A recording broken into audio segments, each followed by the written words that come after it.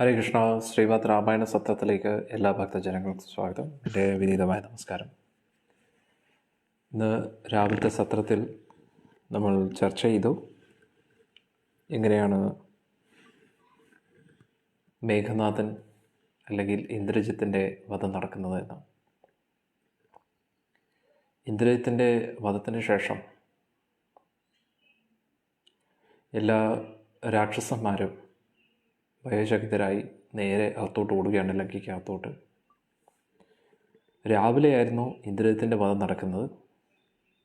പക്ഷേ ഉച്ചവരെ അവർക്ക് ധൈര്യം തോന്നിയില്ല വാനര രാജാവായിട്ടുള്ള രാക്ഷസ രാജാവായിട്ടുള്ള രാവണൻ്റെ അടുത്ത് നിന്ന് ആ ഒരു സന്ദേശം കൊടുക്കാൻ.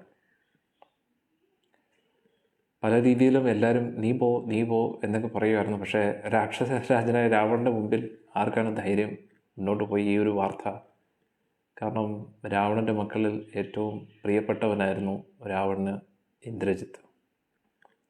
ഇന്ദ്രജിത്ത് മരിച്ചു എന്നുള്ളൊരു വാർത്ത ഒരിക്കലും രാവണൻ കേൾക്കാൻ താല്പര്യപ്പെടുന്ന വാർത്തയല്ല.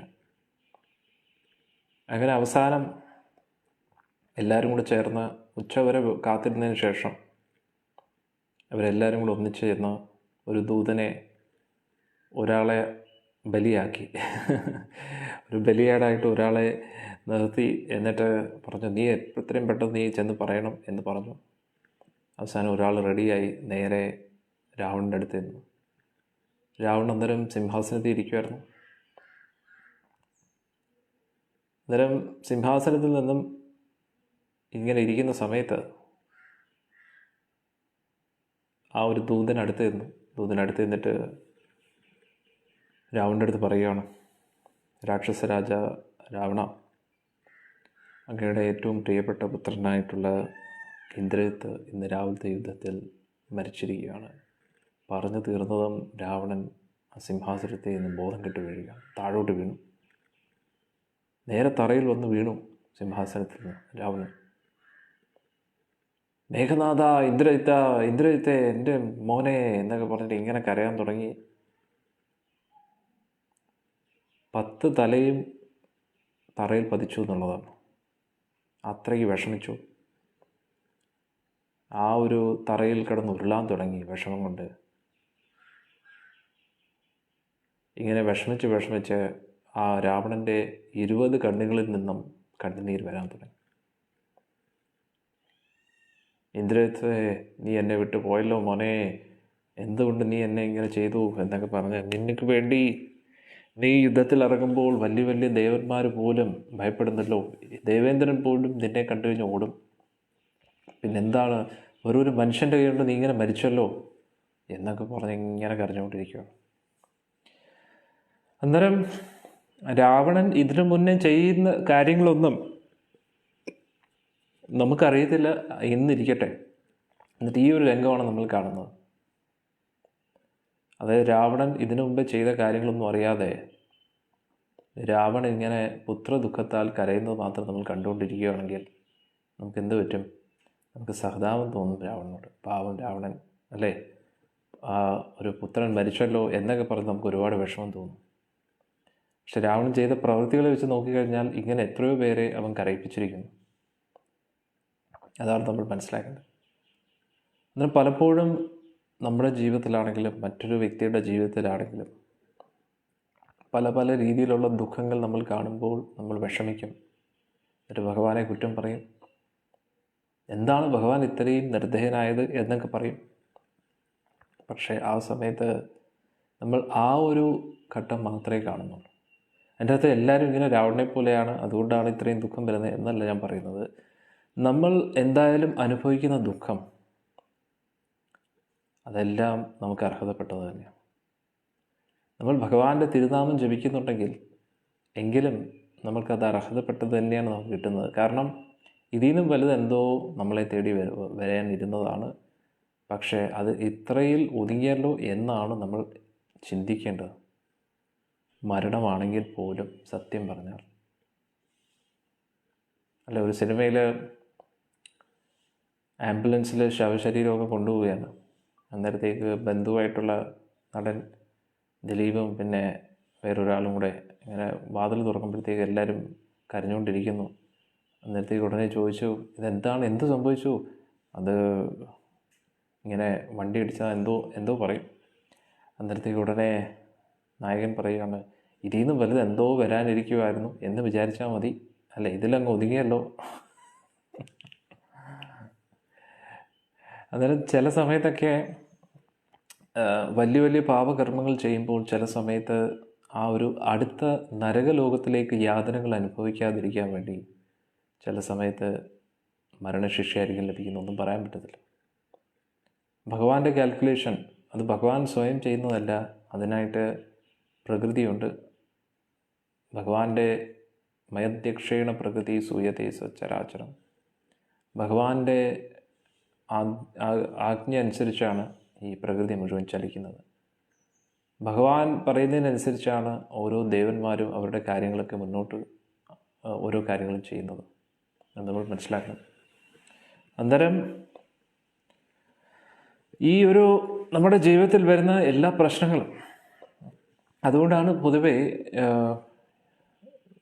പണ്ട് വൈദിക സംസ്കാരം അനുസരിച്ച് എന്തെങ്കിലും ഒരു തെറ്റ് ആരെങ്കിലും ചെയ്യുന്ന സമയത്ത്, ഇപ്പോൾ ഒരു രാജാവിൻ്റെ അടുത്ത് മുന്നിൽ വിസ്തരിക്കുമ്പോൾ ഈ വ്യക്തി ഈ തെറ്റ് ചെയ്തു ആ തെറ്റ് ചെയ്തു എന്നൊക്കെ പറയുമ്പോൾ, പ്രത്യേകിച്ച് ആരെങ്കിലും കൊല ചെയ്തിട്ടുണ്ടെങ്കിൽ, ആരെങ്കിലും വളരെ ഹീനമായിട്ട് രീതിയിൽ വധിച്ചു എങ്കിൽ ആ ഒരു വ്യക്തിക്ക് മരണശിക്ഷ തന്നെയാണ് കൊടുക്കുന്നത്. കാരണം മറ്റൊരാളുടെ ജീവനെ എടുക്കുക എന്ന് പറഞ്ഞാൽ അത് നിസ്സാരമായിട്ട് തള്ളിക്കളയാൻ പറ്റുന്ന ഒരു കുറ്റകൃത്യമല്ല. നമുക്ക് ജീവൻ കൊടുക്കാൻ പറ്റത്തില്ല എങ്കിൽ ജീവൻ എടുക്കാനും പാടില്ല. ഇതെല്ലാവർക്കും ഒരു പാഠമാകാൻ വേണ്ടി പൊതുവേ സാധാരണ രീതിയിൽ എപ്പോഴും ആ ഒരു തെറ്റ് ശിക്ഷ എന്ന് പറഞ്ഞു കഴിഞ്ഞാൽ മരണശിക്ഷയാണ്. അതെന്തിനാണെന്ന് ചോദിച്ചു കഴിഞ്ഞാൽ, ആ ഒരു ശിക്ഷ ആ ഒരു വ്യക്തിക്ക് കൊടുത്തില്ല എങ്കിൽ തീർച്ചയായിട്ടും മറ്റു വ്യക്തികളെയും കൊല്ലും, ഇനിയും ആ ഒരു തെറ്റ് വീണ്ടും ആവർത്തിക്കും. അതും കൂടാതെ നരകത്തിൽ പോകുമ്പോൾ അതിൻ്റേതായിട്ടുള്ള യാതനകൾ അനുഭവിക്കേണ്ടി വരും. അതുകൊണ്ട് രാജാവിൻ്റെ ഉത്തരവാദിത്വം, ആ രാജാവ് എന്ന് പറയുന്നത് ഭഗവാന്റെ പ്രതിനിധിയായിട്ടാണ് നിൽക്കേണ്ടത്. കാരണം ആ ഒരു വ്യക്തിക്ക് ആ ഒരു അധികാരം ലഭിച്ചത് ജനങ്ങളുടെ അനുമതി മാത്രമല്ല, ഭഗവാന്റെ ഒരു നിയോഗം കൂടെ ഉണ്ട്. കാരണം ഭഗവാന്റെ ശക്തികളാണ് പേര്, പ്രശസ്തി, ധനം, സമ്പത്ത്, കീർത്തി, അധികാരം, ഇതൊക്കെ. ഒരു വ്യക്തിക്ക് അധികാരം കയ്യിൽ വരുന്നത് അത് ഭഗവാന്റെ ഒരു അനുഗ്രഹത്താലും കൂടാണ്. ആ ഒരു വ്യക്തി, അധികാരത്തിലിരിക്കുന്ന വ്യക്തിക്ക് ഈശ്വരവിശ്വാസം ഉണ്ടെങ്കിലും ഇല്ലെങ്കിലും ആ ഒരു പുണ്യം അദ്ദേഹം ആർജിച്ചുകൊണ്ട് മാത്രമാണ് അധികാരം അദ്ദേഹത്തിൻ്റെ കയ്യിൽ വരുന്നത്. അല്ലാതെ നേടിയെടുക്കുന്ന അധികാരം അതും ഭഗവാന്റെ രീതിയിൽ തന്നെയാണ്. ഏതെങ്കിലും രീതിയിൽ അവർ ഭഗവാനെ ഏതെങ്കിലും രീതിയിൽ പിടിക്കാതെ ഒരിക്കലും അവർക്ക് അധികാരം വരത്തില്ല. ഇപ്പം ദേവേന്ദ്രൻ്റെ സ്ഥാനത്ത് ഒരാൾ ഇരിക്കുകയാണെങ്കിൽ അത് തീർച്ചയായിട്ടും ഇന്ദ്രൻ്റെ സ്ഥാനത്ത് ഇരിക്കാനുള്ള പുണ്യം ആ ഒരു വ്യക്തി ആർജിച്ചുകൊണ്ട് മാത്രമാണ്. അത് തട്ടിയെടുക്കാൻ വേണ്ടി ശുക്രാചാര്യരുടെ മാർഗനിർദ്ദേശം അനുസരിച്ച് മഹാബലി ചക്രവർത്തിയും എല്ലാവരും ഇങ്ങനെ പരിശ്രമിച്ചു, അല്ലേ, നേടിയെടുത്തു. അന്നേരം അതിനും വഴികളൊക്കെ ആശ്രയിച്ചത് ഏതാണ്? തപസ്സും വ്രതങ്ങളും അല്ലെങ്കിൽ പിന്നെ പല രീതിയിലുള്ള ശക്തികളും ഇതൊക്കെ എടുത്തുകൊണ്ടാണ്. അതെല്ലാം ഭഗവാൻ തന്നെ കൊടുത്ത വഴികളാണ്. അന്നേരം ഏതൊക്കെ വഴി പോയാലും അത് ഭഗവാന്റെ അനുമതിയോട് കൂടി തന്നെയാണ് ചെയ്യുന്നത്. അപ്പം മിക്ക രാക്ഷസന്മാരെ നമ്മൾ നോക്കുകയാണെങ്കിൽ അവരെല്ലാവരും തപസ് ചെയ്തിട്ടാണ് ശക്തി ആർജിക്കുന്നത്. തപസ് ചെയ്യുമ്പോൾ ആ തപസ്സിൻ്റെ അനുഗ്രഹം കൊടുക്കുന്ന ബ്രഹ്മദേവൻ. ആ ബ്രഹ്മദേവൻ വന്നത് തന്നെ ഭഗവാന്റെ നാഭിപത്മത്തിൽ നിന്നാണ്. എല്ലാത്തിൻ്റെയും സ്രോതസ് ഭഗവാൻ തന്നെയാണ്. എന്നാൽ ഈ വഴി അല്ലെങ്കിൽ ആ വഴി എല്ലാവരും ഭഗവാനെ തന്നെയാണ് ആശ്രയിച്ചിരിക്കുന്നത്. ഭഗവാന്റെ അനുഗ്രഹം ഇല്ലാതെ ഒരാളും അധികാരത്തിൽ വരത്തില്ല, നേതൃത്വം വഹിക്കാൻ പറ്റത്തില്ല, ഒരു ശക്തിയും ഒരു പൊസിഷനിലോ ആർക്കും എത്താൻ പറ്റത്തില്ല. എല്ലാത്തിലും ഭഗവാന്റെ ഒരു സ്പർശം കാണുമെന്നുള്ളതാണ്. ഭഗവാന്റെ ഒരു സ്പർശനം ഇല്ലാതെ ആർക്കും ഒന്നും നേടിയെടുക്കാൻ പറ്റത്തില്ല. അത് നമ്മളെപ്പോഴും ഓർത്തിരിക്കണം. അന്നേരം ഇവിടെ നമ്മൾ നോക്കുമ്പോൾ ഭഗവാൻ ഈ അധികാരം ഈ കാര്യങ്ങളൊക്കെ ഭഗവാന്റെ തന്നെ അംഗീകാരത്തോടു കൂടിയാണ് ലഭിക്കുന്നത്. അന്നേരം അധികാരത്തിലിരിക്കുന്ന ഒരു വ്യക്തി ആ ഒരു വ്യക്തിയുടെ കീഴിലുള്ള വ്യക്തികൾ ചെയ്യുന്ന തെറ്റുകളെ അതിൻ്റേതായിട്ടുള്ള ശിക്ഷകൾ കൊടുക്കണം. അത് അധികാരത്തിലിരിക്കുന്ന ഒരു വ്യക്തിയുടെ ഉത്തരവാദിത്വമാണ്. എന്നാൽ ഞാൻ നേരത്തെ പറഞ്ഞ പോലെ ആ ഒരു തെറ്റ് ചെയ്യുന്ന സമയത്ത് ആ തെറ്റിൻ്റേതായിട്ടുള്ള, അതായത് നമ്മുടെ കുട്ടികൾ തെറ്റ് ചെയ്യുമ്പോൾ അത് ചെയ്തത് തെറ്റാണെന്ന് ആ കുട്ടി മനസ്സിലാക്കാൻ വേണ്ടിയാണല്ലോ നമ്മൾ ശിക്ഷ കൊടുക്കുന്നത്. ആ ഒരു കുറ്റബോധം വരാനും പ്രായശ്ചിത്തം തോന്നാനും ഇനി അങ്ങനെ തെറ്റ് ചെയ്യാനുള്ള ഒരു മനസ്സ് വരാതിരിക്കാനും ആ കുറ്റകൃത്യം ചെയ്യാനുള്ളൊരു മനോഭാവം മാറ്റാൻ വേണ്ടിയാണല്ലോ പൊതുവെ അച്ഛനമ്മമാർ കുട്ടികളെ ശിക്ഷിക്കുന്നത്. അന്നേരം അതേ മനോഭാവത്തോടു കൂടിയായിരിക്കണം ഒരു അധികാരം ചുമക്കുന്ന വ്യക്തി പ്രജകളെ ശിക്ഷിക്കാം. അവർ തെറ്റ് ചെയ്യുമ്പോൾ അവരെ ശിക്ഷിച്ചാൽ മാത്രം പോരാ, അവർക്ക് വേണ്ടുന്ന കാര്യങ്ങളൊക്കെ ചെയ്യണം. അതാണ് പൊതുവെ ഒരു രീതി. അന്നേരം അങ്ങനെ നോക്കുമ്പോൾ ഒരാളിങ്ങനെ തെറ്റ് ചെയ്യുമ്പോൾ മറ്റൊരാളുടെ ജീവൻ എടുക്കുകയാണെങ്കിൽ അതിനനുസരിച്ചുള്ള ശിക്ഷ കൊടുക്കണം. കാരണം ആ ശിക്ഷയിൽ നിന്ന് ആ വ്യക്തി രക്ഷപ്പെട്ടു കഴിഞ്ഞാൽ ചെയ്ത തെറ്റിന് എന്തായാലും ഉത്തരം നൽകേണ്ടി വരും. ചിത്രഗുപ്തൻ്റെ കോടതിയിൽ, യമപുരിയിൽ ചെന്ന് യമരാജൻ്റെ അടുത്ത് പറയേണ്ടി വരുമല്ല. അന്നേരം അതാണ് പൊതുവേ നമ്മുടെ എല്ലാ കാര്യങ്ങളും ഭഗവത് സംബന്ധമായിട്ടാണ് തന്നെ നടക്കുന്നത്. പക്ഷേ ഇന്ന് കലിയുഗമായതുകൊണ്ട് ആരും ആ ഒരു ഭഗവാന്റെ ഒരു അധീശത്വം അംഗീകരിക്കുന്നില്ല. അംഗീകരിച്ചാലും ഇല്ലെങ്കിലും എല്ലാം അദ്ദേഹത്തിൻ്റെ കീഴിൽ തന്നെയാണ്. അതിൽ യാതൊരു സംശയമില്ല. അന്നേരം ഒരു അധികാരം കരസ്ഥമാക്കിയിട്ട് ഒരു അധികാരത്തിലിരിക്കുന്നത് പോലെ അധികാരത്തിൻ്റെ ഉത്തരവാദിത്വം ഒന്നും നോക്കിയില്ലെങ്കിൽ അതിനും അതിൻ്റേതായിട്ടുള്ള പണിഷ്മെൻ്റ് ഉണ്ട്. അതുകൊണ്ട് ആരും രക്ഷപ്പെടുന്നില്ല, എല്ലാവർക്കും പണി കിട്ടും. നമ്മൾ എന്ത് പണിയെടുത്തോ അതിൻ്റെ കൂലി നമുക്ക് കിട്ടത്തുള്ളൂ. ശരിയാണെങ്കിലും തെറ്റാണെങ്കിലും അതിൻ്റേതായിട്ടുള്ള ഫലം നമ്മൾ അനുഭവിച്ച് തീർത്തേ പറ്റൂ എന്നാണ് നമ്മൾ മനസ്സിലാക്കേണ്ടത്. ഓക്കെ, അങ്ങനെ രാവണൻ കിടന്ന് വിലപിക്കാൻ തുടങ്ങി, കരയാൻ തുടങ്ങി. എൻ്റെ മോൻ പോയേ എന്ന് പറഞ്ഞ്. പക്ഷേ ഈ മോൻ പോകുന്നതിന് മുമ്പേ എത്ര പേരെ വിഷമിപ്പിച്ചു അല്ലേ? രാവണൻ എത്ര പേരെ ദുഃഖിപ്പിച്ചു, മേഘനാഥനും ഇന്ദ്രജിത്തും എത്ര പേരെ ദുഃഖിപ്പിച്ചു, അതാരും ചിന്തിക്കുന്നില്ല അല്ലേ? അവൻ പോലും ചിന്തിക്കുന്നില്ല, രാവണൻ പോലും ചിന്തിക്കുന്നില്ല. അങ്ങനെ കുറേ വിഷമിച്ചു, കരഞ്ഞു. അവസാനം ബോധം കിട്ടപ്പോൾ എല്ലാവരും വന്ന് വെള്ളം തെളിച്ചു. 20 കണ്ണുകളിലും വെള്ളം തെളിച്ചു. ബോധം ഉണർന്നു, വീണ്ടും കരയാൻ തുടങ്ങി. ഒരു മനുഷ്യൻ്റെ മുമ്പിൽ നീ തോറ്റുപോയല്ലോടാ. ആ ഒരു എൻ്റെ ദുഷ്ടനായിട്ടുള്ള ആ ഒരു സഹോദരൻ വിഭീഷണൻ കാരണമാണ് ഇതൊക്കെ സംഭവിച്ചത്. അവൻ ചണ്ടാലനാണ്. വിഭീഷണൻ ചണ്ടാലനാണ്. ഇദ്ദേഹം പിന്നെ ആരാണ്? അന്നേരം ഒന്ന് ആലോചിച്ച് നോക്കണം. രാവണൻ പോലും ചണ്ടാലന്മാരെ തുച്ഛമായിട്ടാണ് കാണുന്നത്. ചണ്ടാലന്മാരെന്ന് പറഞ്ഞു കഴിഞ്ഞാൽ പട്ടിയുടെ മാംസം കഴിക്കുന്നവരെയാണ് ചണ്ടാലൻ എന്ന് പറയുന്നത്. എപ്പോഴും പട്ടികളെയും കൊണ്ട് നടക്കുന്നവരെയാണ് ചണ്ടാലൻ എന്ന് പറയുന്നത്. അന്നേരം ഒന്ന് ആലോചിച്ച് നോക്കണം. അവരുടെ കൂട്ടത്തിൽ എപ്പോഴും പട്ടിയാണ്. അവർ പട്ടി മാംസത്തെ കഴിക്കുകയും ചെയ്യും. ഹരേ കൃഷ്ണ. അന്നേരം രാക്ഷസരാജനായിട്ടുള്ള രാവണൻ പോലും എപ്പോഴും മാംസവും ഭക്ഷിച്ചുകൊണ്ട് കള്ളും കുടിച്ച് പല പല സ്ത്രീകളോട് അപമര്യാദയായിട്ട് പെരുമാറുന്ന ആ രാവണൻ പോലും ചണ്ടാലന്മാരെ തുച്ഛത്തോടെയും പുച്ഛത്തോടും കാണുന്നു. അല്ലെങ്കിൽ അങ്ങനൊരു വാക്ക് രാവണൻ ഉപയോഗിക്കേണ്ട ആവശ്യമില്ലല്ലോ. അല്ല, രാവണൻ ഉടനെ പറഞ്ഞു, എൻ്റെ സഹോദരൻ ചണ്ടാലനാണ്, അവനെ എന്തിനു കൊള്ളാം, അവൻ ഇത്രയും ധീനപ്രവൃത്തിയാണ് ചെയ്തത് എന്നൊക്കെ പറഞ്ഞു കുറേ തെറ്റുകൾ പറഞ്ഞു. എന്നിട്ട് ഇതൊന്നും ജന്മത്തിൻ്റെ അടിസ്ഥാനത്തിലല്ല. ചണ്ടാലൻ അങ്ങനെയുള്ള ഇതൊക്കെ കർമ്മത്തിൻ്റെ അടിസ്ഥാനത്തിലാണ്. അന്നേരം രാക്ഷസരാജനായിട്ടുള്ള രാവണൻ പോലും, ഇത്രയും ലോ ക്ലാസ് ആയിട്ടുള്ള രാവണൻ പോലും ചണ്ടാലന്മാരെ കാണുന്നത് എങ്ങനെയാണെന്ന് നോക്കണം. അന്നേരം ചണ്ടാല പ്രവൃത്തി ചെയ്യുന്ന രീതിയിലാണ് വിഭീഷണൻ. പക്ഷെ വിഭീഷണൻ ഏറ്റവും ഉത്തമ പ്രവൃത്തിയാണ് ചെയ്തത്. ഉത്തമ വൈഷ്ണവനാണ് വിഭീഷണൻ. പറഞ്ഞു, അവൻ ഇങ്ങനെ ചതിച്ചതാണ് നിന്നെ കൊന്നത് എന്നൊക്കെ പറഞ്ഞ് ഇങ്ങനെ കുറേ കരഞ്ഞ് വിഷമിച്ചിരിക്കുമായിരുന്നു. ആ സമയം കൊണ്ട് തന്നെ മണ്ഡോദരി ഈ വാർത്ത അറിഞ്ഞു. മണ്ഡോദരിയും വിഷമിച്ചു. മണ്ഡോദരിയുടെ പുത്രനാണ് ഇന്ദ്രജിത്ത്.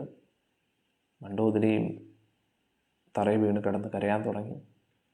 മോനെ, എത്രമാത്രം തപസ്സും വ്രതങ്ങളും അനുഷ്ഠിച്ചിട്ടാണ് നിന്നെ ഒരു മകനായിട്ട് എനിക്ക് ലഭിച്ചത്, എന്നിട്ട് ഇങ്ങനെയൊക്കെ സംഭവിച്ചല്ലോ എന്നൊക്കെ പറഞ്ഞ് വളരെയധികം വിഷമിച്ചു.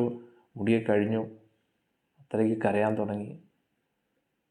കൂട്ടത്തിൽ 14,000 ഭാര്യമാർ രാവണൻ്റെ, അവരെല്ലാവരും ഒന്നിച്ച് കരയാൻ തുടങ്ങി. അന്നേരം സാധ്വി സ്ത്രീയായ പതിവ്രതയായിട്ടുള്ള ആ സീതാദേവിയുടെ കരച്ചിൽ കണ്ടിട്ടും ഇവരാരും, അവരൊക്കെ പല രീതിയിൽ സാന്ത്വനപ്പെടുത്തി തീർച്ചയാണ്, രാവണനോട് പറഞ്ഞു നോക്കി ഇതൊന്നും ചെയ്യരുത് എന്നൊക്കെ പറഞ്ഞ് പല രീതിയിലും പറയാൻ നോക്കി. പക്ഷേ ഒരു വീട്ടിൽ പതിവ്രതയായിട്ടുള്ള ഒരു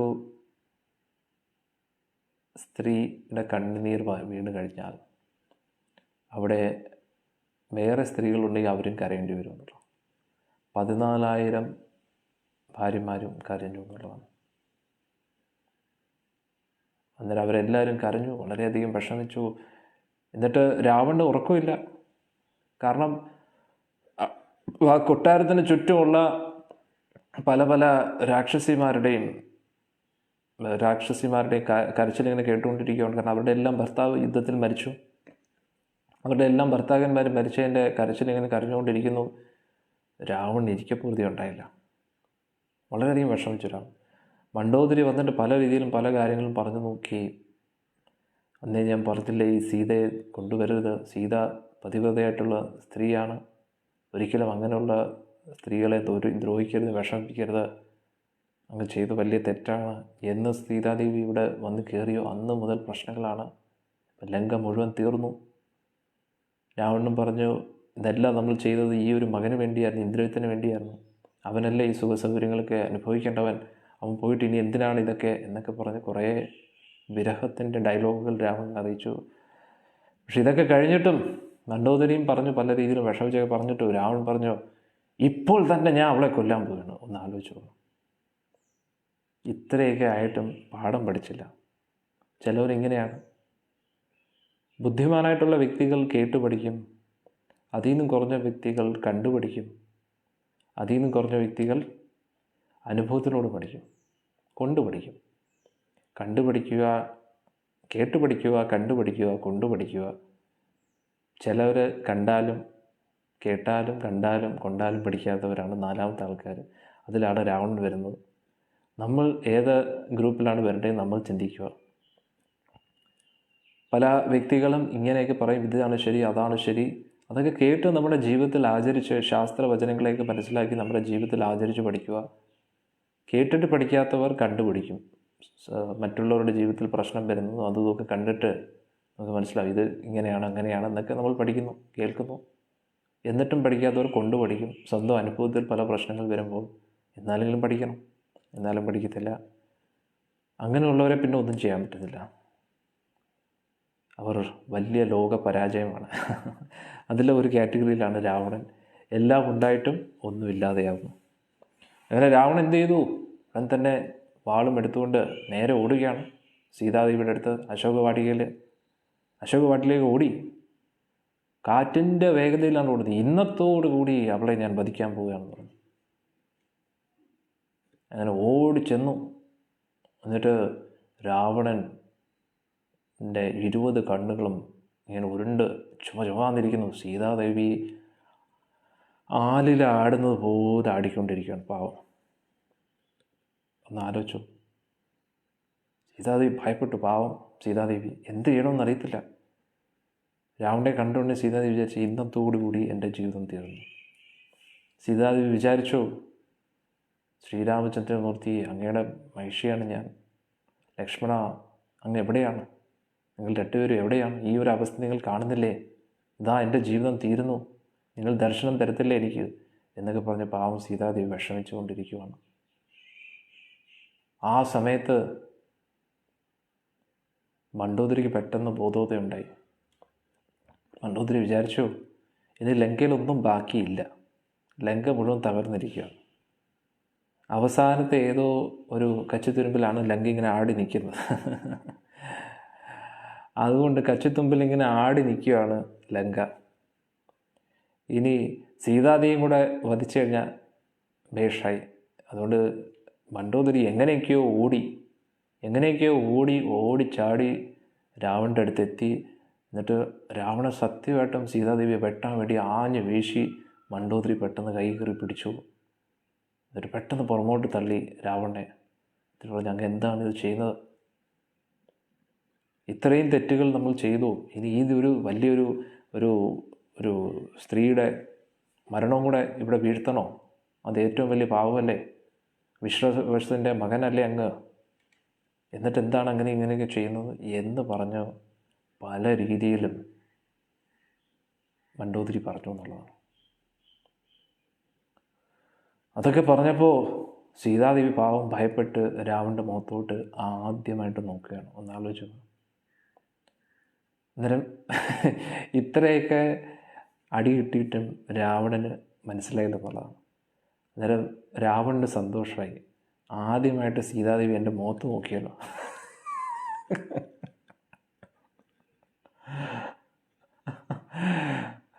അന്നേരം രാവണൻ വിചാരിച്ചു, ഓ നേരത്തെ ഇങ്ങനൊന്ന് ഭയപ്പെടുത്തിയാൽ മതിയായിരുന്നു അല്ലേ? അന്നേരം രാവണൻ വിചാരിച്ചു, ഇപ്പോഴെങ്കിലും സീത എൻ്റെ മുഖത്തോട്ട് നോക്കിയല്ലോ, അതുകൊണ്ട് ഇനിയും പ്രതീക്ഷകൾ വിടണ്ട എന്ന് പറഞ്ഞിട്ട് ഉള്ളിൽ സന്തോഷിച്ചു രാവണൻ. സീതാദേവി ഭയപ്പെട്ട് നോക്കിയതാ, എവിടുന്നാണ് വെട്ട് വരുന്നതെന്ന് നോക്കിയതാ പാവം. പാവം മാൻപേടെ നോക്കുന്ന പോലെ സീതാദേവി ഇങ്ങനെ ഭയപ്പെട്ട് നോക്കുകയായിരുന്നു, ഒരു രക്ഷയില്ലാതെ. പക്ഷേ രാവണൻ ആ സമയത്തും പാവം സീതാദേവിയെ കണ്ടത് കാമത്തിൻ്റെ കണ്ണോട് കൂടിയാണ്. അങ്ങനെ സീതാദേവി മുഖത്തോട്ട് നോക്കിയപ്പോൾ രാവണൻ വിചാരിച്ചു, ഇനിയും പ്രതീക്ഷയുണ്ട് എന്ന് പറഞ്ഞിട്ട് അങ്ങനെ രാവണൻ ഒന്നും മിണ്ടാതെ പോയി. രാവണൻ വിചാരിച്ചു, ഇനി എങ്ങനെയെങ്കിലും രാമനെ തട്ടിയാൽ മതി, രാമലക്ഷ്മണന്മാരെ തട്ടിക്കഴിഞ്ഞാൽ സീതാദേവി എൻ്റെ തന്നെയാണ് എന്ന് വിചാരിച്ചു. കാരണം എൻ്റെ മുഖത്ത് നോക്കിയല്ലോ എന്നാണ് രാവണൻ വിചാരിക്കുന്നത്. അങ്ങനെ രാവണൻ അങ്ങോട്ട് പോയി. രാവണൻ പോയി പിന്നെ അങ്ങോട്ട് യുദ്ധത്തിന് വേണ്ടി തയ്യാറെടുപ്പ് തുടങ്ങി. വലിയ അസ്ത്രങ്ങളും കവചങ്ങളും ഒക്കെ ഇട്ടു. എല്ലാവിധ അസ്ത്രങ്ങളും ശസ്ത്രങ്ങളും, കുന്തവും ആയുധങ്ങളും, വാളും വില്ലും അസ്ത്രങ്ങളും ഒക്കെ എടുത്തു. എല്ലാവിധ ദിവ്യാസ്ത്രങ്ങളും എടുത്തു. രാക്ഷസരാജനായിട്ടുള്ള രാവണൻ എന്നിട്ട് പെർഫ്യൂം അടിച്ചു. അത് എഴുതിയിട്ടുണ്ട് രാമായണത്തിൽ കറക്റ്റായിട്ടുണ്ട്. കുറേ പെർഫ്യൂം അടിച്ചു. ഈ കുറേ സുഗന്ധദ്രവ്യങ്ങളൊക്കെ ഉപയോഗിച്ചു. അങ്ങനെ കുറേ കാര്യങ്ങൾ ചെയ്തു. അതിനുശേഷം നല്ല അഴകിയ രാവണനായിട്ട് 20 തലയും ചന്ദനമൊക്കെ ചാർത്തി കുണ്ടലങ്ങളൊക്കെ ഇട്ട് 10 തലയിലും കുണ്ടലങ്ങളൊക്കെ ഇട്ട് സുഗന്ധദ്രവ്യങ്ങളും തിലകമൊക്കെ ഇട്ട് അതിനുശേഷം രാവണൻ പോരിനായിട്ട് ഇറങ്ങുകയാണ്. ഉടൻ തന്നെ മണ്ഡോദരിയും 14,000 ഭാര്യമാരും നേരെ വന്നിട്ട് പറഞ്ഞു, കിട്ടിയതൊന്നും പോരല്ലേ,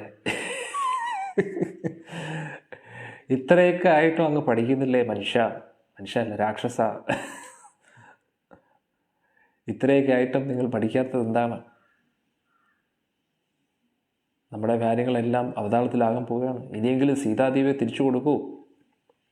സീതയെ കൊടുത്തു കഴിഞ്ഞാൽ എല്ലാം ഇതോടുകൂടി തീരും, നിങ്ങൾ ജീവനോടെങ്കിലും നിൽക്കും. പക്ഷേ ഇതെല്ലാം ഞാൻ കൃത്തിവാസ രാമായണം അതിൽ നിന്നാണ് പറയുന്നത്. അല്ല, വളരെ രസകരമായിട്ടുള്ള അവതരണമാണ് അതിൽ. കൃത്തിവാസ രാമായണത്തിൽ കുറച്ചും കൂടെ ഡ്രാമാറ്റിക്കും ഇൻട്രസ്റ്റിങ്ങുമായിട്ടാണ് അവതരണ രീതി. വാൽമീകി ഋഷി ഒരു ഒഫീഷ്യൽ ഡോക്യുമെൻറ്റേഷൻ എന്നുള്ള രീതിയിലാണ് ചെയ്യുന്നത്. ഇത് കുറച്ചും കൂടെ ഭക്തൻ്റെ ഭാവവും പിന്നെ ആ ഒരു നടന്ന സംഭവത്തെ അദ്ദേഹം കൺമുന്നിൽ കാണുന്ന പോലെ അദ്ദേഹം ഇങ്ങനെ അവതരിപ്പിക്കുകയാണുള്ളത്. കുറച്ചും കൂടെ ഡീറ്റെയിൽസ് ഉണ്ടതിൽ. അന്നേരത്തേക്ക് അദ്ദേഹം ഇങ്ങനെ പറയുകയാണ്. ഇങ്ങനെയൊക്കെ പറഞ്ഞപ്പോഴത്തേക്ക് കുറേ മണ്ഡോദരിയും അവരെല്ലാവരും കരഞ്ഞു, ഒരുപാട് വിഷമിച്ചു. എന്നിട്ട് നേരെ രാവണനോട് പറയുന്നു, ഇനിയെങ്കിലും ഒന്ന് നിർത്തും മനുഷ്യ, ഇത് മനുഷ്യ നമ്മുടെ നാട്ടിലുള്ള ഭാര്യമാരാണല്ലോ ഭർത്താവിനോട് പറയുന്നത്. അന്നേരം മണ്ഡോദരി എന്തായാലും രാക്ഷസാന്നായിരിക്കും വിചാരിച്ചത്. അന്നേരം മണ്ഡോദരി പറഞ്ഞു, ഇനിയെങ്കിലും മനസ്സിലാക്കൂ, ഇത്രയൊക്കെ തെറ്റുകൾ ചെയ്തില്ലേ, മതി, നിങ്ങളുടെ ജീവനെങ്കിലും നമുക്ക് വേണം എന്ന് പറഞ്ഞു. പക്ഷെ പറയുന്നു, ഈ മരണം അടുത്തിരിക്കുന്ന വ്യക്തിക്ക് മരുന്ന് കൊടുത്തിട്ട് പിന്നെ കാര്യമില്ല. മരുന്നിനോടെല്ലാം നോ പറയും, മരുന്നിനോട് താല്പര്യം കാണത്തില്ല. കാരണം എന്തായാലും മരണം അടുത്തിരിക്കുമല്ലേ. അതേപോലെ മരണം അടുത്തിരിക്കുന്ന ആളിനെ പോലെ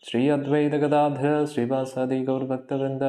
ഹരേ കൃഷ്ണ കൃഷ്ണ കൃഷ്ണ ഹരേ ഹരേ, ഹരേ രാമ രാമ രാമ ഹരേ ഹരേ, ഹരേ കൃഷ്ണ കൃഷ്ണ കൃഷ്ണ ഹരേ ഹരേ, ഹരേ രാമ രാമ രാമ ഹരേ ഹരേ, ഹരേ കൃഷ്ണ കൃഷ്ണ കൃഷ്ണ ഹരേ ഹരേ, ഹരേ രാമ രാമ രാമ ഹരേ ഹരേ, ഹരേ കൃഷ്ണ കൃഷ്ണ കൃഷ്ണ ഹരേ ഹരേ, ഹരേ രാമ രാമ രാമ ഹരേ ഹരേ. മൂകം കരോതി വാചാലം പങ്കും ലങ്കായതേകയും യത്കൃപാതമഹം വന്ദേ ശ്രീഗുരും ദീനതാരിണം പരമാനന്ദമാധവം ശ്രീചൈതന്യമീശ്വരം. ഹരി ഓം തത്സത്. കൃഷ്ണ.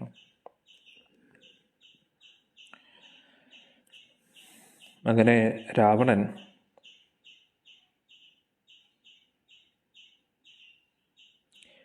രാവണനെ കണ്ടിട്ട് എല്ലാ വാനരന്മാരും ഓടുകയായിരുന്നു.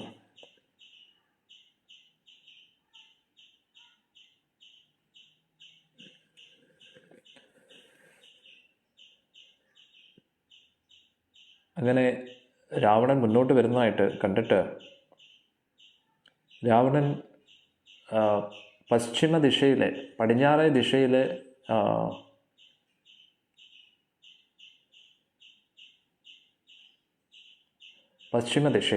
പടിഞ്ഞാറേ ദിശയിലെ കവാടത്തിലൂടെയാണ് രാവണൻ പുറത്തിറങ്ങുന്നത്.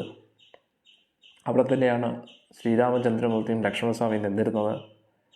അങ്ങനെ രാവണൻ പെട്ടെന്ന് വരുന്നത് കണ്ടിട്ട് തന്നെ വാനരന്മാർ അങ്ങോട്ടും ഇങ്ങോട്ടും ഓടാൻ തുടങ്ങി. എല്ലാവരും ഭയപ്പെട്ട് ഓടി. ഇത് കണ്ടിട്ട് സേനാപതിയായിട്ടുള്ള ഗന്ധമാദൻ നേരെ മുന്നോട്ട് വന്നു. അതിന് സേനാപതിയായിട്ടുള്ള ഗന്ധമാദനെ 5 അസ്ത്രം കൊണ്ട്, പിന്നെ ഇവിടെ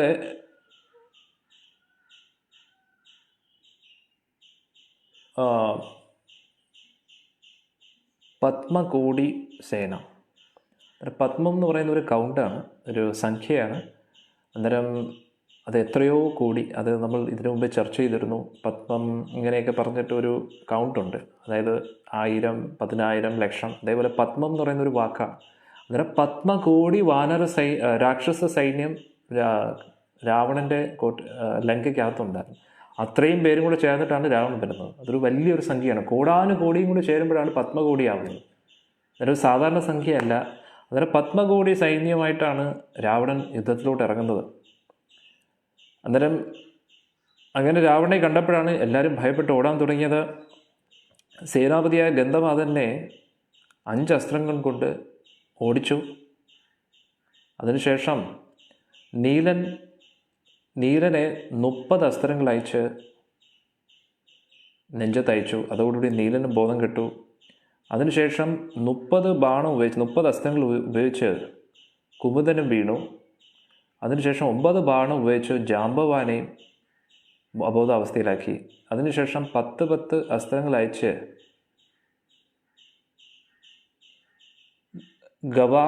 ഗവാഗ്ന എന്ന് പറയുന്ന ഒരു വാനരനെ ബോധം കെടുത്തി. അതിനുശേഷം 200 അസ്ത്രങ്ങൾ ഉപയോഗിച്ച് ഹനുമാൻ സ്വാമിയെ മുറിവേൽപ്പിച്ചു. അതിനുശേഷം 80 അസ്ത്രങ്ങൾ അയച്ചു അംഗദനെ വീഴ്ത്തി. അതിനുശേഷം സുഷേണനെ 15 അസ്ത്രങ്ങൾ ഉപയോഗിച്ച് മുറിവേൽപ്പിച്ചു. ഇങ്ങനെ എത്ര വാനരന്മാരെ അബോധാവസ്ഥയിലാക്കി എന്നതിനൊരു സംഖ്യയില്ല എന്നാണ് പറയുന്നത്. എന്നിട്ട് ദശാനനായിട്ടുള്ള രാവണൻ പറഞ്ഞു, മൃഗങ്ങളുമായിട്ടുള്ള യുദ്ധം മതി, ഇനി നേരെ രാമൻ്റെ അടുത്തേക്ക് കൊണ്ടുപോകും രഥം എന്നാണ് പറഞ്ഞത്. അവരെ വധിച്ചതിന് ശേഷം പിന്നെ വന്ന് വാനരന്മാരെ നോക്കാം. അങ്ങനെ സാരഥി വേഗം രഥം ഭഗവാന്റെ അടുത്തേക്ക് കൊണ്ടുപോവുകയാണ്. അന്നേരം വെളിച്ചത്തിൻ്റെ വേഗതയിലാണ് പോകുന്നത്.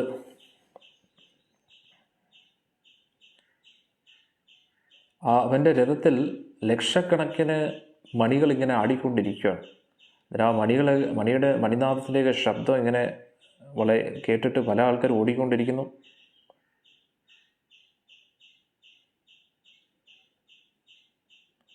അങ്ങനെ ശ്രീരാമചന്ദ്രമൂർത്തിയെ നേരിട്ട് കാണുകയാണ്, വില്ലും പിടിച്ചുകൊണ്ട് മുന്നിൽ നിൽക്കുന്നതായിട്ട്. അങ്ങനെ വൈകുണ്ഠനാഥനായിട്ടുള്ള ഇതിൽ പറയുന്നു, രാമായണത്തിൽ പറയുന്നു, വൈകുണ്ഠനാഥനായിട്ടുള്ള സാക്ഷാൽ രാമനെ കാണുകയാണ്. അന്നേരം ഭഗവാന്റെ സുന്ദരമായിട്ടുള്ള കണ്ണുകൾ കണ്ടു. വലത് ഭാഗത്തായിട്ട് ഒരിക്കലും തീരാത്ത അവനാഴി, അക്ഷയമായിട്ടുള്ള അവനാഴി, അത് കഴിഞ്ഞിട്ട് ഇടത് കൈയിൽ ഗോദണ്ഡം ഇരിക്കുകയാണ്.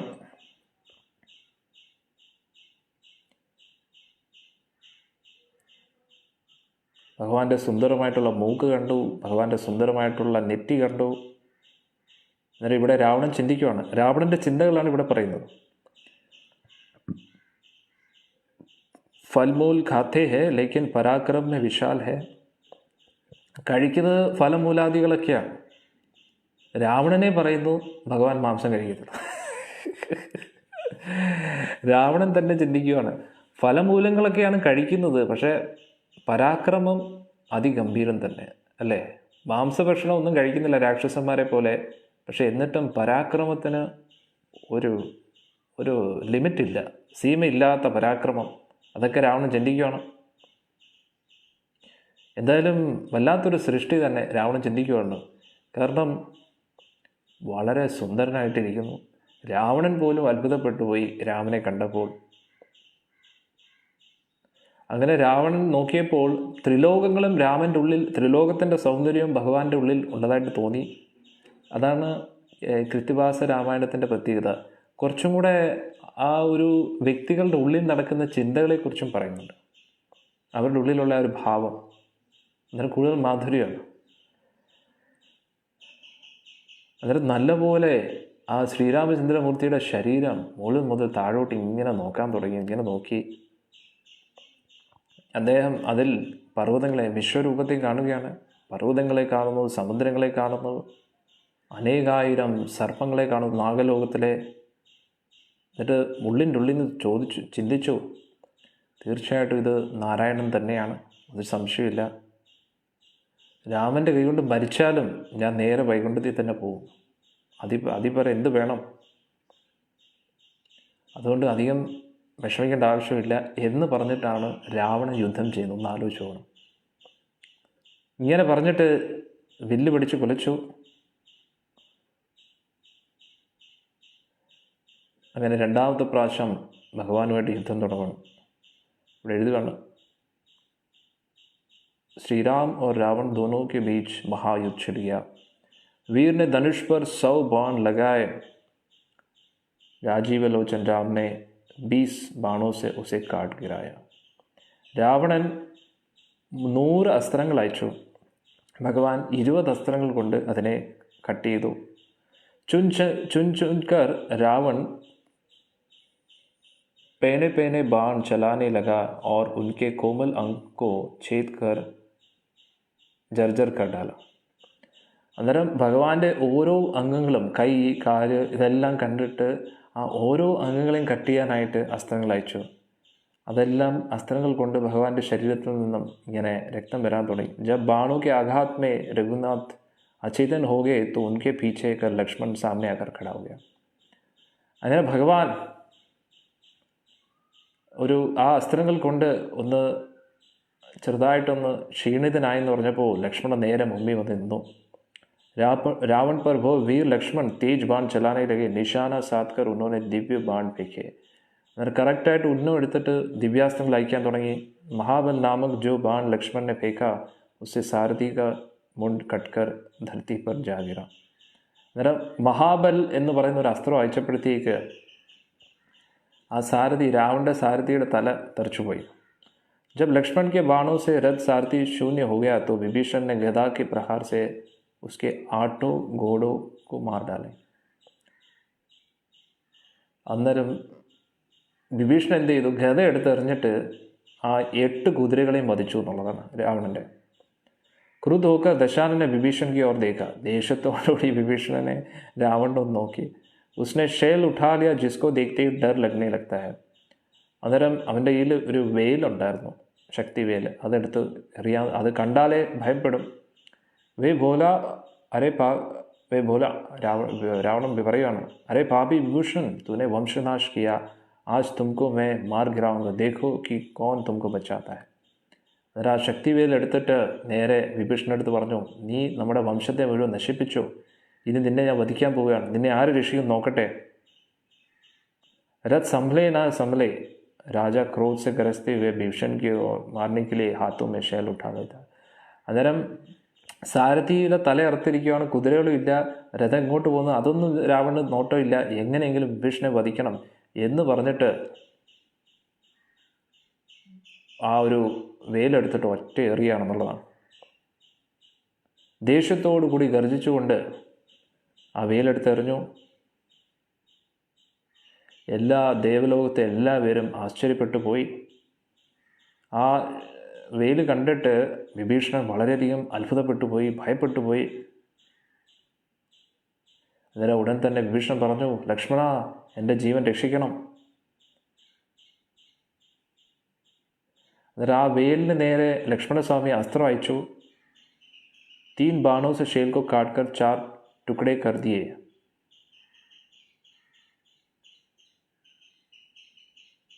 അന്നേരം 3 അസ്ത്രങ്ങൾ അയച്ചിട്ട് ലക്ഷ്മണസ്വാമി ആ ഒരു വേലിനെ തകർത്തു എന്നുള്ളതാണ്. ഉടൻ തന്നെ വാനര പ്രമുഖന്മാരെല്ലാവരും സന്തോഷിച്ചു. उसकी 20 आँखों से लाल हो गई, जो कि देखने से मैं बहुत भयंकर लगती है. അന്നേരം രാവണൻ്റെ ആ ഒരു 20 കണ്ണുകളും ക്രുദ്ധമായിട്ട് ഇങ്ങനെ നോക്കാൻ തുടങ്ങി. उसने एक दूसरा शैल हाथ में लिया जो यम के सदृश भयानक था. ഉടൻ തന്നെ രണ്ടാമതൊരു വേലെടുത്തു. അത് യമനെ പോലെയായിരുന്നു. उस वज्र जैसे शेल को देखकर डर लगता है. അത് കണ്ടു കഴിഞ്ഞാൽ തന്നെ എല്ലാവരും ഭയപ്പെടും. അത് ആർക്കെങ്കിലും ഒന്ന് കിട്ടിക്കഴിഞ്ഞാൽ അവൻ്റെ കാര്യം പോക്കാണ്. राम को मारने की इच्छा से वह उस शैल को लाया था. क्रुद्ध होकर उसने उसे विभीषण पर दे मारा. അന്നേരം ശ്രീരാമചന്ദ്രമൂർത്തിയെയും ലക്ഷ്മണനെയും വധിക്കാൻ വേണ്ടിയാണ് ഈ 2 വേലും കൊണ്ടുവന്നിരുന്നത്. അന്നേരം രണ്ടാമത്തെ വേലെടുത്തു. എന്നിട്ട് പറഞ്ഞു, ഇനി വിഭീഷണൻ തന്നെ അതെടുക്കാം എന്ന് പറഞ്ഞിട്ട് ധനുർധാരി ലക്ഷ്മണനെ ഉസ് ഷേൽ കോ കാട്ട് ഡാലാ. അന്നേരം ആ വേല് കണ്ടപ്പോഴേ എന്താ പറയുന്നത്, വിഭീഷണന് ഭയം വന്നു. അന്നേരം ലക്ഷ്മണസ്വാമി ആ വേലിനെയും കട്ട് ചെയ്തു എന്നുള്ളതാണ്. കുപിത് ഹോക്കർ രാവണനെ ലക്ഷ്മൺ കി ഓർ ദേഖ. വീണ്ടും ലക്ഷ്മണൻ്റെ അടുത്ത് നോക്കി ദേഷ്യത്തോടെ. ഉസ്കോ മയദാനവ് കാ ഷേൽ യാദായ. അന്നേരം പറഞ്ഞു, എനിക്ക് വേറൊരു വേലും എൻ്റെ കയ്യിലുണ്ട്, മയാദാനവും തന്നെ. രാവണൻ ദേഷ്യത്തോടു കൂടി ചുവന്നിരുന്നിട്ട്, അരേ മനുഷ്യ പുത്രോ മേ ദേഖ്താ ഹോ കി തും കിത്നി ശക്തി രക്തേ ഹോ.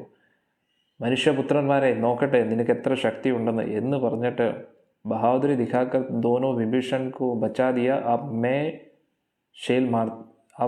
ഷേൽ മാർത്താ ഹോ തു അപ്നെ കോ ബച്ചാ. അത് പറഞ്ഞ് 2 പ്രാവശ്യം ഞാൻ വിഭീഷണനെ കൊല്ലാൻ നോക്കി, 2 പ്രാവശ്യം നീ രക്ഷിച്ചു. ഈ വേലിൽ നിന്ന് നീ നിന്നെ എങ്ങനെ രക്ഷിക്കുമെന്ന് നോക്കട്ടെ എന്ന് പറഞ്ഞു. തേരെ ബാൺ സെ വിഭീഷൺ തോ ബച്ച് ഗയാ, തും പർ ഷേൽ ഫേക്താ ഹൂം, ദേഖോ തുമേ കൗൻ ബച്ചാത്താ ഹൈ. യേ ഢോങ്കി തപസ്വി ലക്ഷ്മൺ അഭി തു മരേഗ. കള്ള തപസ്വി ലക്ഷ്മണ, നിന്റെ കാര്യം ഇനി പോക്കാണ് എന്ന് പറഞ്ഞിട്ട് ആ ശക്തി വേലെടുത്ത് മയാദാനവനെടുത്ത കൊടുത്ത ആ ഒരു വേലെടുത്തിട്ട് ലക്ഷ്മണസ്വാമിക്ക് എഴുതി നേരെ എറിയുവാണെന്നുള്ള.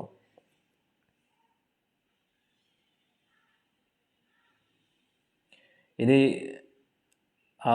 സീതയെ സ്മരിച്ചോളൂ, നിൻ്റെ അച്ഛനും അമ്മയൊക്കെ ആലോചിച്ചോളൂ, നിൻ്റെ ഇഷ്ടപ്പെട്ട സഹോദരങ്ങളെയൊക്കെ ആലോചിച്ചോളൂ എന്നൊക്കെ പറഞ്ഞിട്ട്, ക്യൂക്കി മൃത്യുക്ക് ബാദ് കിസി കാ ദർശൻ നഹീ ഹുവാ. മരണത്തിന് ശേഷം നീ ആരെയും കാണാൻ ബാക്കിയിരിക്കത്തില്ല.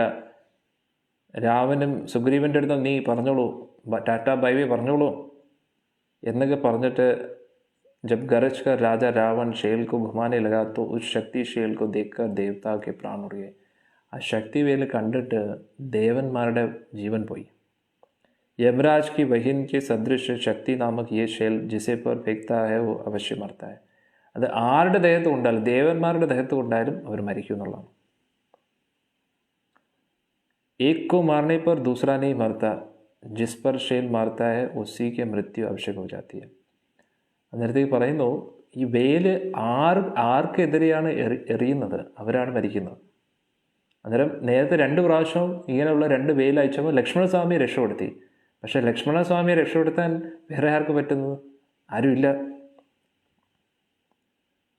जब सूर्य के किरणों के समान शेल आप लपका तो रघुनाथ की कोई भी उपाय न सूझ पड़ा.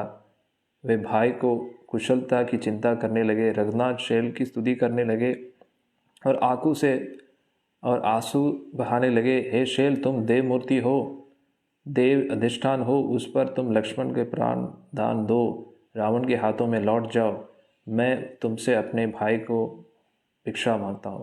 എന്നാൽ ഇങ്ങനെ ആ വേല് വരുന്നതായിട്ട് കണ്ടിട്ട് ശ്രീരാമചന്ദ്രമൂർത്തി പെട്ടെന്ന് എന്ത് ചെയ്യണമെന്ന് അറിയാതായി. ലക്ഷ്മണസ്വാമി പറഞ്ഞു, വേലസ്ത്രമേ, ശക്തിവേൽ അസ്ത്രമേ, ദേവി എൻ്റെ സഹോദരനായിട്ടുള്ള ലക്ഷ്മണൻ്റെ ജീവൻ എടുക്കരുത്, ഞാൻ ഭിക്ഷ എടുക്കുവാണ് എന്ന് പറഞ്ഞു. എന്നൊക്കെ പറഞ്ഞ് സ്തുതിച്ചു.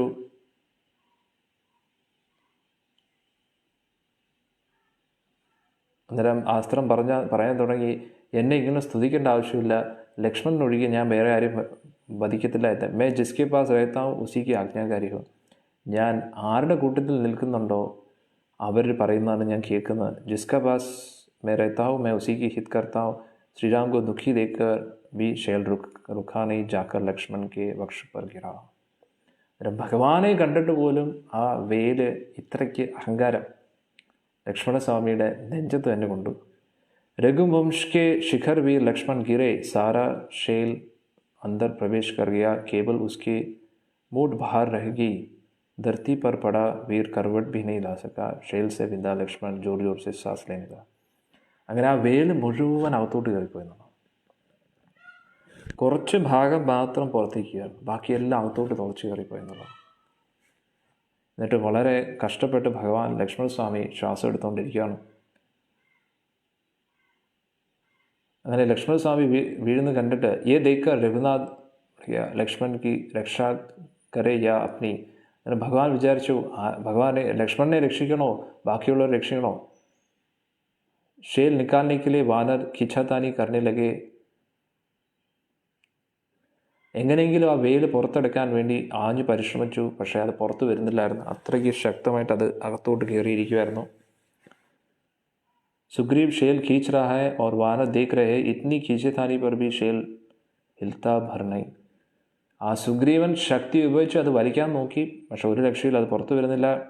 ശരബ് കുമദ് നൽ നീൽ ആദി സബി വീർ ഷേൽ പക്കഡ്കർ ഖീച്ചിലെ കിന്തു വൈ നിഖ്ലാനി. പല രീതിയിലും പല വാനരന്മാരും അതൊക്കെ ഊരാൻ നോക്കി, ഒരു രീതിയിലും ആ വേല് പുറത്തു വരുന്നില്ല. വാനറോമേ ഹനുമാൻ കി ബഡി പ്രശംസ ഹൈ, वही हनुमान शेल पकड़कर खींचने लगा. अवसाना हनुमान स्वामी वनो, कोई भी साहस कर भटके से शेल नहीं खींचता है, कहीं भटके से लक्ष्मण के प्राण न निकल जाए. वानरों को खींचने की हिम्मत नहीं पड़ी. കാരണം ബാക്കിയുള്ള എന്തു പറയുന്നേ, ഈ വാനന്മാർക്ക് പേടിയായിരുന്നു. അത് ഊരുന്ന സമയത്ത് ലക്ഷ്മണസ്വാമിക്ക് എന്തെങ്കിലും പറ്റുമെന്ന്. धनुष बाण सुग्रीव के हाथों में देखकर प्रभु रघुनाथ ने शैल पकड़कर खींचा. അന്നേരം ശ്രീരാമചന്ദ്രമൂർത്തിയുടെ വില്ലും അസ്ത്രമൊക്കെ സുഗ്രീവൻ്റെ കൊടുത്തതിന് ശേഷം സാക്ഷാൽ ശ്രീരാമചന്ദ്രമൂർത്തി ആ വേല് പിടിച്ച് പുറത്തോട്ടെടുത്തു. विश्वम्बर मूर्ति अपना कर उन्होंने शेल को खींचा और उसके निकाल कर खंड खंड कर डाला. അന്നേരം ഭഗവാന്റെ തൃക്കൈകൾ കൊണ്ട് അത് ഊരി എന്നിട്ട് ഓടിച്ചു എന്നുണ്ട്. എനിക്ക് ഭയങ്കര അഹങ്കാരമല്ലേ, ആ ഒരു ദേഷ്യം മുഴുവൻ ആ വേലിനോട് തീർത്തു. അതെല്ലാം തകർന്ന് തരിപ്പണമായി. ജിത്നെ സാരെ വാനർ थे वे लक्ष्मण को घेर खड़े रहे, कुपित होकर रावण ने बाण बरसाना शुरू कर दिया. അങ്ങനെ വേല് പുറത്തെടുത്തപ്പോൾ ബാക്കിയുള്ള വാനരന്മാർ, കൂടാനുകൂടി വാനരന്മാർ ചുറ്റും കവർ ചെയ്ത് നിന്നു, ലക്ഷ്മണസ്വാമി ഇനി ആക്രമിക്കാതിരിക്കാൻ. അന്നേരം രാവണന് വലിയ ദേഷ്യമായി. അങ്ങനെ ആയിരക്കണക്കിന് അസ്ത്രങ്ങൾ വാനരന്മാർക്ക് നേരെ അയക്കാൻ തുടങ്ങി. मैदान छोड़कर जितने कबीर थे सब भागने हो गए. रामचंद्र ने ढाढ़स बंधाकर उनको हौसला बढ़ाया. अന്നേരം കുറേ വാനരന്മാർ ഓടാനും തുടങ്ങി. वे रावण से बोले, लक्ष्मण को गिरा लिया इसलिए मन में कुछ मिथ्या धारण मत बना, मैं आज के युद्ध में ही तुमको मार गिराऊंगा. फिर वानरों से बोलो, ये वानरों जिसके लिए अलंघनीय सागर को बांधा, जिसके लिए इतना दुख सहते रहे, जिसके कारण क्लेश में तुम लोग भी पीड़ित हो, उसी पर नारी चोर की आज मैं मार गिराऊंगा. सीता हरण में जितनी पीड़ा मिली, आज के युद्ध में इसी को मार कर सारी पीड़ा दूर करूंगा. അന്നേരം സീതാദേവിയെ ഹരണം ചെയ്തപ്പോൾ എന്തൊക്കെ ദുഃഖമാണോ എല്ലാ ദുഃഖവും ഞാൻ ഇന്ന് തീർക്കാൻ പോവുകയാണ്, ഇന്ന് രാവണൻ്റെ അവസാനത്തെ ദിവസമാണ് എന്നൊക്കെ പറഞ്ഞു. പർവ്വത് കി ഊപ്പർ ബൈഠ്കർ തും ലോഗ് ആനന്ദ് സെ ദേഖ്തേ രഹോ. ഓടുന്ന വാനന്മാരോട് പറയാം, നിങ്ങളെല്ലാവരും അവിടെ ഓഡിയൻസിലിരുന്നോ, ഇനി നോക്കുകയുള്ളൂ യുദ്ധം, ഇന്ന് രാവണവധമാണ് എന്ന് പറഞ്ഞിട്ട് ഭഗവാൻ യുദ്ധം ചെയ്യുകയാണ്. അങ്ങനെ ഭഗവാൻ പറഞ്ഞതിന് ശേഷം ഭായ് കെ ഷോക് കെ കാരൻ രാം അപാർ പരാക്രം സെ ലഡ് ലഗെ. ലക്ഷ്മണസ്വാമിക്ക് എന്തെങ്കിലും പറ്റിക്കഴിഞ്ഞാൽ പിന്നെ ഭഗവാൻ അങ്ങേയറ്റം ക്രുദ്ധനാണ്, എന്ത് ചെയ്യുമെന്ന് അറിയാൻ പറ്റത്തില്ല. फिर रावण से युद्ध छिड़ गया. राम चुन चुनकर बाण बरसाने लगे और राक्षस सेना को काट कर खंड खंड करने लगे. ഭഗവാൻ നോക്കി നോക്കി ഭഗവാന്റെ ഉന്നം തെറ്റത്തില്ല, ഓരോ ആൾക്കാരെ നോക്കി നോക്കി അസ്ത്രം വെച്ചു, അവരെല്ലാം മരിച്ചു വീഴാൻ തുടങ്ങി. ശ്രീരാം കെ ബാണോ സെ രാജ വിചലിത് ഹോട്ട. അത്ഭുതപ്പെട്ടുപോയി രാവണൻ. സഹന സക്നെ സെ വോ ഭാഗ് ഖട ഹുവ. അന്നേരം അസ്ത്രങ്ങളുടെ ആ ഒരു തീഷ്ണത താങ്ങാൻ പറ്റാതെ രാവണൻ ഓടാൻ തുടങ്ങി. രാജാ ദശാനനെ സാരഥി को आज्ञा दी, भट भट तेज रफ्तार से रथ को लंका की ओर भगाओ. അവരെ പെട്ടെന്ന് രഥം അകത്തോട്ട് ഓടിക്കാൻ പറഞ്ഞു. राजा लंकेश्वर लंका के वो भाग गया. पीछे से सारे वानर पकड़ो पकड़ो कहकर दौड़ने लगे. അന്നേരം ബാക്കിയുള്ള വാനർമാർ പറഞ്ഞു പിടിക്കാവനെ എന്ന് പറഞ്ഞു. അതിനു മുമ്പേ ലങ്കേശ്വരൻ രാവണൻ रघुनाथ का वाक्य कभी झूठा नहीं जाता. उसी दिन राजा रावण को मार डालते. लक्ष्मण शक्ति वेल से घायल पड़ गए. യുദ്ധം छोड़कर ലക്ഷ്മൺ को बचाने के लिए चले हैं. അന്ന് യുദ്ധം ചെയ്തിരുന്നെങ്കിൽ രാവണൻ്റെ കാര്യം പോക്കായിരുന്നു. കാരണം ഭഗവാൻ ഒരു വാക്ക് പറഞ്ഞാൽ അതിനപ്പുറം ഒന്നുമില്ല. പക്ഷേ ലക്ഷ്മണനെ രക്ഷിക്കണം എന്നോർത്തിട്ട് അവരെ വെറുതെ വിട്ടു. അങ്ങനെ ലക്ഷ്മണൻ ഇങ്ങനെ അബോധാവസ്ഥയിൽ കിടന്നപ്പോൾ ഭഗവാൻ വലിയ വിഷമമാവുകയാണ്. ഒരുപാട് ഭവം വിഷമിക്കും. ആ സമയത്ത് ആ വിഷമം സഹിക്കാൻ പറ്റാതെ ഹനുമാൻ സ്വാമിയെടുത്ത് വീണ്ടും മരുന്ന് കൊണ്ടുവരാൻ വേണ്ടി പറയാൻ പോവുകയാണ്. അതാണ് ഇനി അടുത്തത്. ഇനി അത് നമ്മൾ ഇന്ന് എടുത്തതന്നെ, പക്ഷെ കുറച്ചും കൂടെ സമയമെടുക്കും. കാരണം പോകുന്ന സമയത്ത് കുറേ എതിരാളികൾ നിൽക്കും. കാരണം രാവണൻ കഴിഞ്ഞ പ്രാവശ്യം ഇതേപോലെ സംഭവിച്ചതുകൊണ്ട് രാവണൻ ഈ പ്രാവശ്യം പറയും വീണ്ടും ഹനുമാൻ പോകും മരുന്നെടുക്കാൻ, അതിനു വേണ്ടി കുറേ എതിരാളികളെ നിർത്തും എന്നുള്ളതാണ്. എന്നിട്ട് അവരെയും കൂടെ അതിക്രമിച്ച് വേണം ഹനുമാൻ സ്വാമിക്ക് പോകാൻ. അന്നേരം അത് കഴിയുമ്പോൾ ലക്ഷ്മണസ്വാമി തിരിച്ചു വരികയും അതിനുശേഷമാണ് മഹിരാവണനെ ലങ്കേശ്വരനായിട്ടുള്ള രാവണൻ വിളിക്കുന്നത്. നോക്കാം. അന്നേരം അത് നമുക്ക് ഇന്ന് വൈകുന്നേരത്തെ സത്സംഗത്തിൽ നമുക്ക് കാണാം. പിന്നെ ഇന്ന് വൈകുന്നേരത്ത് നമ്മൾ ഭക്തർ കുറച്ച് പേര് ഗുപ്ത വൃന്ദാവനം അവിടെ പോവുകയാണ്, അല്ലേ? ഭഗവാന്റെ പാദം പതിഞ്ഞ സ്ഥലം കൃഷ്ണപാദം. നമുക്ക് വൈകുന്നേരത്തെ അവിടെ വെച്ച് കാണാം. ഹരേ കൃഷ്ണ. ഇന്ന് വന്ന എല്ലാ ഭക്തജനങ്ങൾക്കും എൻ്റെ വിനീതമായ നമസ്കാരം. ഭഗവാന്റെ അനുഗ്രഹം ലഭിക്കട്ടെ. ശ്രീരാമചന്ദ്രമൂർത്തി കി ജയ്, ലക്ഷ്മണഭരത ശത്രുഘ്ന സ്വാമി കി ജയ്, തായ് കോർ പ്രേമാനന്ദേ ഹരി ഹരി ബോൾ. ഇന്ന് വൈകുന്നേരത്ത് 6 മണിക്ക് തന്നെയായിരിക്കും സത്സംഗം. ചിലപ്പോൾ അതിന് മുമ്പേ ആയിരിക്കും, ഒരു പക്ഷെ ചിലപ്പോൾ. അന്നേരം ഇടയ്ക്കൊന്ന് നോക്കിയാൽ മതി. അഥവാ നേരത്തെ ലൈവ് ആണെങ്കിൽ മെസ്സേജ് ഇടാം. മിക്കവാറും 6 മണിക്കായിരിക്കും. ഹരേ കൃഷ്ണ. ഗ്രന്ഥരാജ് ശ്രീമദ് രാമായണം കി ജയ്, ശ്രീരാമചന്ദ്രമൂർത്തി കി ജയ്, സീതാമയ്യ കി ജയ്, ലക്ഷ്മണഭരത ശത്രുഘ്ന സ്വാമി കി ജയ്, ഹനുമത് സ്വാമി കി ജയ്, നിതായ് ഗൗർ പ്രേമാനന്ദേ ഹരി. പിന്നെ ഇന്ന് വൈകുന്നേരം അവിടെ ഒരു ജനറൽ ക്ലാസ് ആയിരിക്കും. അതായിരിക്കും നമ്മൾ കീർത്തനം അതൊക്കെയാണ്. അന്നേരം മിക്കവാറും ഹനുമാൻ സ്വാമിയുടെ ആ ഒരു ഭാഗം നമ്മൾ ചർച്ച ചെയ്യുന്നത് നാളെ രാവിലെ ആയിരിക്കും. ഹരേ കൃഷ്ണ. എല്ലാ ഭക്തജനങ്ങൾക്കും ഭഗവാന്റെ അനുഗ്രഹം ലഭിക്കട്ടെ എന്ന് പ്രാർത്ഥിക്കുന്നു.